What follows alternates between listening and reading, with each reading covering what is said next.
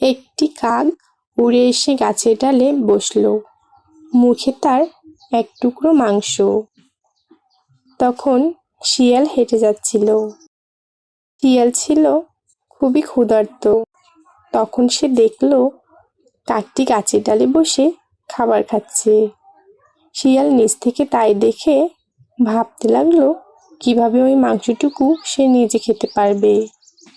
অনেক ভেবেচিন্তে সে ওই কাকটির দিকে তাকিয়ে সে বলতে লাগলো, সত্যি কি সুন্দর পাখি তুমি, কি সুন্দর তোমার রঙের কপন। তোমার তো পাখিদের রাজা হওয়ার কথা। অবশ্য কণ্ঠস্বর তোমার চেহারার মতো সুন্দর হয়, মধুর হয়, কিন্তু হায়, তুমি তো অন্য পাখিদের মতো গান গাইতে পারো না। শিয়ালের এ কথা শুনে কাক আর চুপ করে থাকতে পারলো না। সে তখনই মহল্লসী কাকা রবি ডাকতে শুরু করলো।